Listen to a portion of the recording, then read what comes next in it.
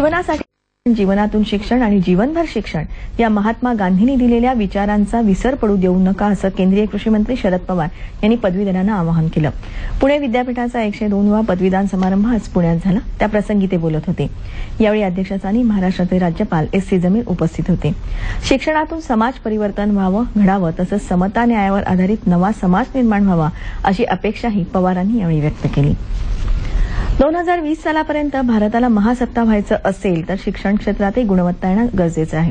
त्यासाठी स्कूल ॲक्रिडेशन ही संकल्पना पुढे आली। स्कूल ॲक्रिडेशन संबंधीची माहिती मराठवाड्यातल्या शिक्षण संस्थांना देण्यासाठी लातूरमध्ये नुकतीच एक कार्यशाळा आयोजित करण्यात आली होती। कारखाने, रुग्णालय तसंच अनेक संस्था ॲक्रिडेशन करून आपली गुणवत्ता सिद्ध करतायत। देशाचा विकास व्हायचा असेल तर सर्वच क्षेत्रात दर्जा वाढला पाहिजे। देश आर्थिक महासत्ता बनताना देशाला प्रशिक्षित युवकांची गरज भासेल आणि त्यासाठी शिक्षण क्षेत्रातही स्कूल ॲक्रेडिशन ही संकल्पना येण्याची गरज आहे आणि ती आता आपल्या देशात मूळ धरत आहे। स्कूल ॲक्रेडिशनची माहिती देण्यासाठी लातूरच्या श्री मारवाडी राजस्थान शिक्षण संस्थेच्या रौप्य महोत्सवी वर्षानिमित्त यासंबंधीची कार्यशाळा आयोजित करण्यात आली होती। फक्त शाळेचा निकाल हा निकष न ठेवता शाळेची गुणवत्ता, शिक्षक, संस्थाचालक आणि पालकांची जबाबदारी याबाबत कार्यशाळेचे संचालक विलास कुलकर्णी यांनी या कार्यशाळेत माहिती दिली। या कार्यशाळेत मराठवाड्यातील शाळा संस्थाचालक तसंच शिक्षक मोठ्या प्रमाणावर सहभागी झाले होते। मुलांना आनंदी वातावरणात शिक्षण मिळालं तर दर्जात्मक शिक्षण घेऊन जागतिक स्पर्धेत टिकणारा प्रशिक्षित युवक वर्ग आपल्याला मिळेल या हेतूनं झालेली ही कार्यशाळा राज्यात सर्वत्र पोचण्याची गरज आहे। स्कूल ॲक्रिडेशन संबंधावर अधिक चर्चा करण्यासाठी सल्लागार विलास कुलकर्णी हे आज आपल्या स्टुडिओत आले आहेत। नमस्कार। 9:30च्या बातम्यांमध्ये आपलं स्वागत। स्कूल ॲक्रिडेशन नेमकी ही काय संकल्पना आहे? स्कूल ॲक्रिडेशन ही शाळांच्या मानांकनाची प्रक्रिया आहे। जसं उद्योग जगतामध्ये किंवा आरोग्य क्षेत्रामध्ये त्यांचं मानांकन होतं, जसं ISO आपण इंडस्ट्रीमध्ये बघतो तशाच प्रकारची एक मानांकनाची प्रक्रिया आहे।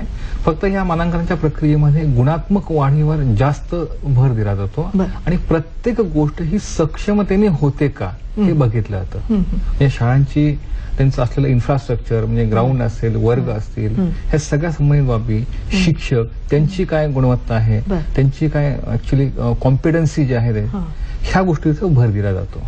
तर या प्रकारे या असं परीक्षण करून त्या शाळांचं मानांकन करण्यात येतं। त्या मानांकनाची प्रक्रिया म्हणजे स्कूल ॲक्रिडिटेशन।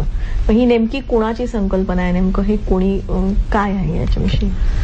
तशी जागतिक विचार जर आपण केला तर ही संकल्पना खूप जुनी आहे, जवळपास 100 वर्ष जुनी ही अशी प्रक्रिया आहे। पण भारतामध्ये ही प्रक्रिया अगदीच नुकती सुरुवात झालेली आहे आणि यामध्ये असं की आपले माजी राष्ट्रपती जे होते APJ अब्दुल कलाम त्यांच्या पुढाकाराने ही प्रक्रिया आलेली आहे। म्हणजे सरकारच्या माध्यमातूनच ही झाली, सरकारच्या माध्यमातूनच ही प्रक्रिया आहे आणि सरकारच पूर्णतः ही प्रक्रिया राबवणार आहे। पण सरकार राबवताना सरकार स्वतः ही प्रक्रिया राबवत नाही, तर क्वालिटी काउन्सिल ऑफ इंडिया ही जी आपली नॅशनल ॲक्रिडिटेशन बॉडी आहे ही नॉन गव्हर्नमेंटल आहे, त्यांच्या थ्रू ही प्रक्रिया राबवली जाते। पण असं ॲक्रिडिटेशन करावं असं म्हणजे हेतू काय मुळात? हे असं का म्हटलं? कसं आहे की मुलांचा जो बौद्धिक विकास जो होतो तो 0 ते 7 आणि 7 ते 14 ह्या वयोगटामध्ये सर्वात जास्त होत असतो आणि या वयोगटाची मुलं ही शाळेतच असतात आणि या मुलांना फक्त पुस्तकी ज्ञान मिळण्यापेक्षा सुद्धा त्यांचा सर्वांगीण विकास व्हावा या दृष्टीने शाळांमध्ये ही प्रक्रिया राबवली जायला पाहिजे। म्हणजे परीक्षार्थी विद्यार्थी निर्माण न होता त्याच्याबरोबर काही जीवन कौशल्य असतील असं जर विद्यार्थी बाहेर पडला तर तो समाजामध्ये टिकेल, समाजात त्याची वाढ होऊ शकेल आणि बदलत्या जागतिक परिस्थितीवर आपण जर विचार केला तर ही गोष्ट अत्यावश्यक आहे। त्याचबरोबर कसं आहे की आज जागतिकीकरणाचा आपण विषय घेतो, बाहेरच्या ज्यावेळेस एखाद्या कुठल्या चांगल्या देशातल्या शाळा जर इथं यायला लागल्या, कारण शाळा हा एक मोठा व्यवसाय आहे। आज सर्वात जास्त नंबर ऑफ म्हणजे युनिट जर बघितले तुम्ही तर शाळा आणि हॉस्पिटलची युनिटमध्ये खूप मोठी संख्या असते। त्यांना तुम्ही तोंड देणार कसं? कारण त्यांच्याकडे ह्या सगळ्या सिस्टीम्स असतात। मग यांना तोंड देण्यासाठी आपल्याकडे ॲक्रिडिटेशनचं एक कन्सेप्ट असणं आवश्यक होतं, म्हणून ही कन्सेप्ट आणलेली होती। तर हे मानांकन जे देणार आहेत त्याचे नेमके दर्जा किंवा ग्रेड असेल काय, नेमकं त्याची पद्धत काय?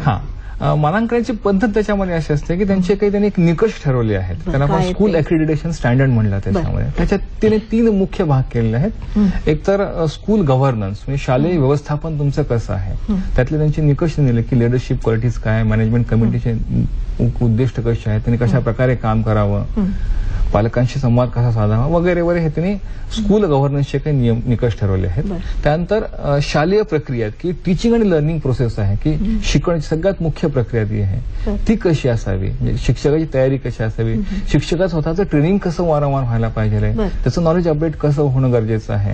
पण हे सुद्धा सगळं ह्या बाबतीतही प्रशिक्षण दिलं जातं का काय, म्हणजे निरीक्षण केलं जातं काय? ही सिस्टीम जी आहे की ही एक जशी मॅनेजमेंट सिस्टीम म्हणतो तशी एज्युकेशनल क्वालिटी मॅनेजमेंट सिस्टीम आहे. तर ह्या निकषानुसार शाळांनी त्या सिस्टीमचा अवलंब करावा आणि त्याची अंमलबजावणी करावी. अंमलबजावणीच्या नंतर क्वालिटी काउन्सिल ऑफ इंडियातर्फे परीक्षण करण्यात येतं आणि नुसार त्याला मानांकन देण्यात येतं. कुठेतरी विद्यार्थ्यांच्या भल्यासाठी त्याच्यामध्ये विद्यार्थ्यांचा सर्वांगीण विकास हे त्यातलं मुख्य उद्दिष्ट आहे त्याच्यामध्ये. आपण इथे आलात आणि ही वेगळीच संकल्पना आम्हाला छान समजून सांगितली. धन्यवाद. धन्यवाद. बातम्यांकडे